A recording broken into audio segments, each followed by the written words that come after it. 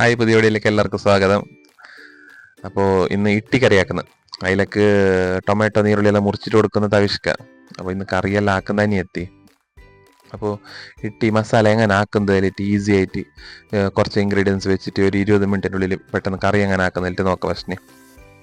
അപ്പോൾ കറിച്ചട്ടി വെച്ചിട്ട് അതിലേക്ക് നീരുള്ളി നല്ല പോലെ ഗോൾഡൻ ബ്രൗൺ ആവുന്ന പോലെ അതിന് കുറച്ച് എണ്ണയിൽ അതിനെ ഫ്രൈ ആക്കണം. തവിശെല്ലാം കളിച്ചോണ്ടുണ്ട്, പിന്നെ തവിഷ്ക്ക് നല്ല ഹെൽപ്പ് ആയിക്കോണ്ടുണ്ടായി. പിന്നെ 1 കിലോ ഇട്ടിയാവല്ലേ, 1 കിലോ ഇട്ടിക്കുള്ള ഇത് മസാല റെഡിയാക്കുന്നത്.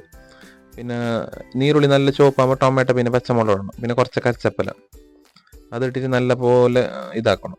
അതിൻ്റെ പിന്നെ കുറച്ച് ഗരം മസാല ഇടണം, കുറച്ച് ഒരു 1/2 ടീസ്പൂൺ മതി. 1/2 ടീസ്പൂൺ ഗരം മസാല ഇട്ടിട്ട് നല്ല പോലെ മിക്സ് ആക്കിയിട്ട് തീ സ്ലോ ആക്കണം, ഇല്ലെങ്കിൽ മസാല കരയും. എന്നിട്ട് ഞങ്ങൾ റെഡിയാക്കിയിട്ട് വെച്ച മുളകിൻ്റെ പേസ്റ്റ് ഉണ്ട്, ഇല്ലെങ്കിൽ മുളക്, മഞ്ഞൾപ്പൊടി, പുളി, കൊത്തമ്പരി ഇത്ര ഇട്ടിട്ട് അരച്ചിട്ട് വെച്ചത്. അപ്പോൾ ഇതിനെ ഫസ്റ്റ് മിക്സ് ആക്കണം. ഇതിനെ മിക്സ് ആക്കിയിട്ട് ഇതിലേക്ക് കുറച്ച് തണ്ണി വീത്തിട്ട് ഇതിനെ നല്ല പോലെ പയപ്പിക്കണം. പയപ്പിച്ചിട്ട് പിന്നെ ഇട്ടിടുന്ന ഇതിലേക്ക്.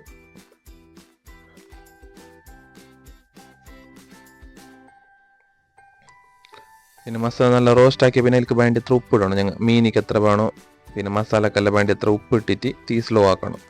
തീ സ്ലോ ആക്കിയിട്ട് നല്ല മിക്സ് ആക്കണം. പിന്നെ ഞങ്ങൾക്ക് എത്ര ഗ്രേവിക്ക് എത്ര തണ്ണി വേണം അത്ര വീത്തണം. റോസ്റ്റ് ആക്കുന്നെങ്കിൽ തണ്ണി അധികം വീത്താനില്ല.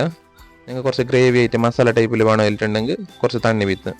പിന്നെ അതിലേക്ക് ഇട്ടിട്ട് കുറേ നേരം പയപ്പിക്കാൻ എന്തില്ല, ഇട്ടില്ലെങ്കിൽ വേവുന്നല്ലേ. അപ്പോൾ ഒരു 3 മിനിറ്റ് വേവിച്ചിട്ടാകുമ്പോൾ തന്നെ നല്ല തീയിൽ വേവിച്ചിട്ടാകുമ്പോൾ തന്നെ ഇട്ടിയെല്ലാം വേവുന്നു.